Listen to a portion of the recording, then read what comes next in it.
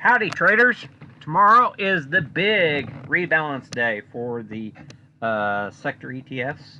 Some of the rebalancing is going to be the equal weighted ETFs trying to um, uh, uh, get their redistribution of the winners and the losers.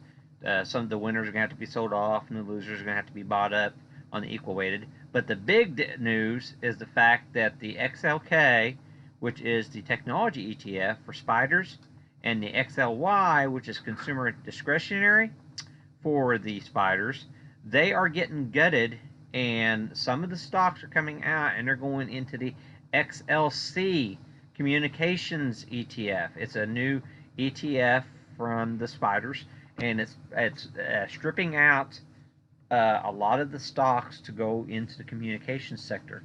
So big things happening, and tomorrow the reports are that the selling is going to start into the XLK and XLY.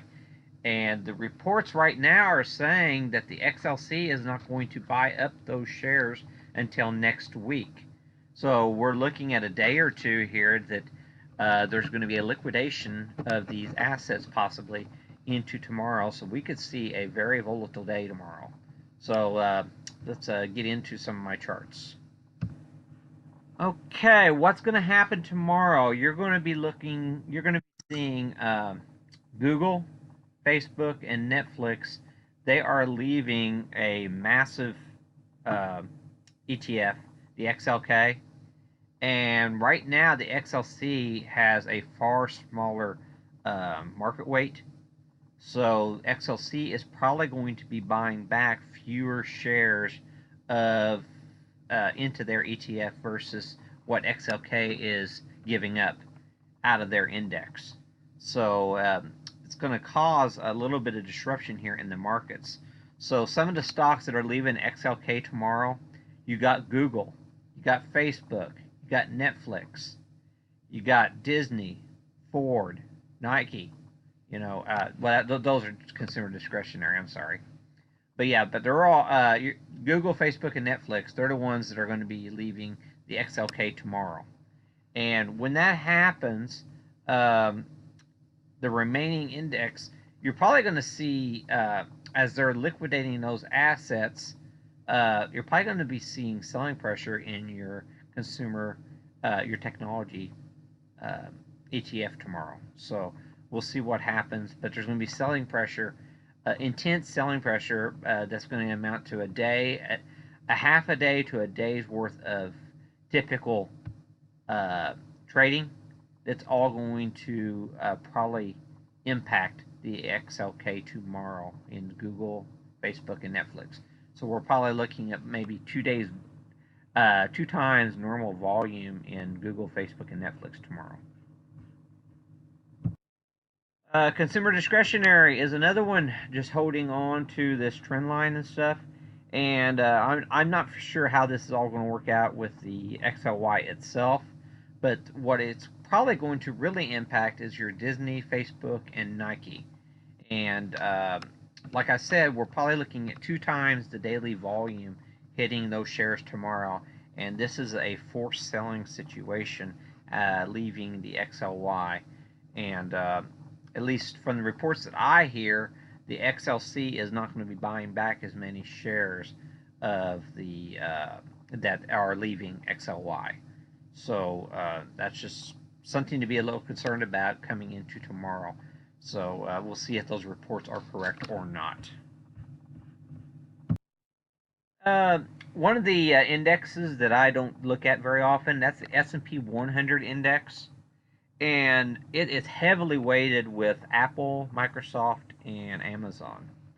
And basically what we did today, we are breaking the expected move was right here at the 1277 area, and we've had a breakaway gap away from the 100% expected move today.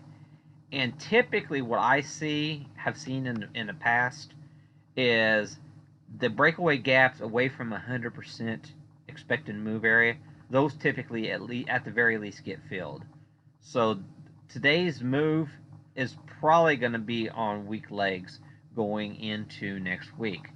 So I want you to be suggesting to everybody be very careful on your longs here, because we are there's a very good chance we might be putting in a blow off top on the short term for these markets.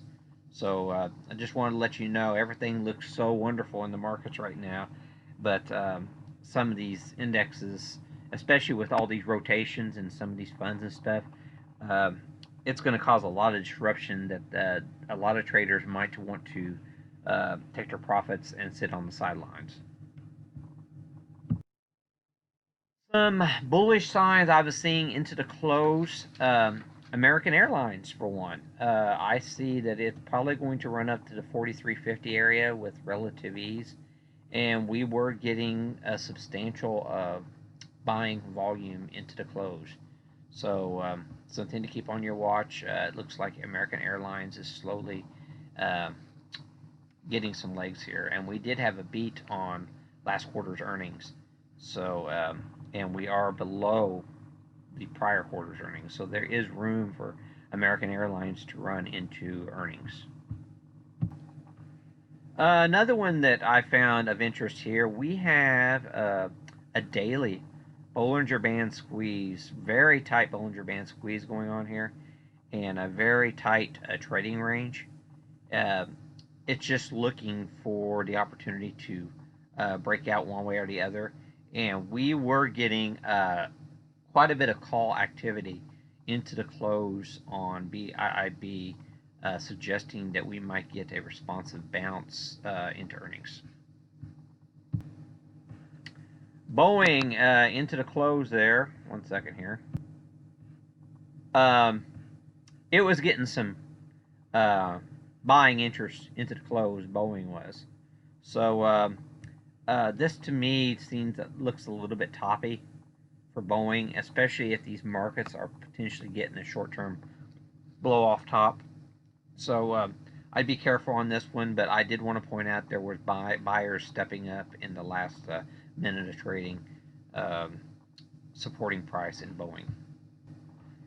Amazon was showing a little bit of selling pressure into the close. We're right at the 20 SMA, and we are at the upper part of the monthly value area with value around 1900 on the going into the weekend.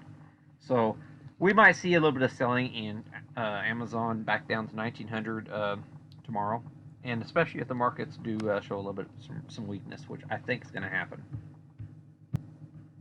Allergan looks like sizable call activity today in Allergan. It hasn't technically broken out of this range yet, but there was quite a bit of activity in Allergan today. So that's something to keep on your watch. Personally, I would wait for the confirmation that it's going to break out above the trend line, or get above, at the very least, get above today's highs. And then the next one I'm going to talk about is Apple. And I see it's on the bearish side there. And if you go into 5 minutes, you'll see what I'm talking about. I'm sorry, I should have showed you guys that already. Here. You see that selling pressure? There was selling pressure hitting Apple into the close. And if you look right here, it's drifting a little bit. Well, I guess it's right at the close here so far in the after hours. Another thing to keep on watch tomorrow, that's your semiconductor index. This thing's been lagging for a while now, and Micron did report after hours, and their guidance was really bad, citing the tariff wars and stuff, and it ended up, initially the numbers were good, but then it decided to sell off. And this could all turn around tomorrow, of course, but there's a lot of uncertainty hitting the markets tomorrow. And traders generally don't want to have an event, which is they rarely have. So I can very easily see this be a risk-off day tomorrow. And if you look at Micron and see what it's done here, I mean it's come down considerably here in the after-hour session. And like I said, they had good numbers, but I mean the guidance was just horrible. And they're really concerned about this tariff stuff, and it really looks like to me the tariff stuff's going to be implemented. So um, typically, what we've been seeing is if the numbers are good, the investors the next day are ignoring the tariff news and they're bidding at the stock. So we'll see what happens tomorrow, but you're going to have to really keep a close eye on your semiconductors. And I'm going to finish my video with the NDX, and that's your top 100 NASDAQ stocks. And basically, what I'm seeing right here, we crossed above this trend line, which I've got drawn right here. But after the semiconductor reaction after hours, we're back below that line so far. NDX is likely to be opening a little weak tomorrow. I'm not sure how it's going to go from there, but I just want to you guys to have a heads up that we're not out of the woods quite yet.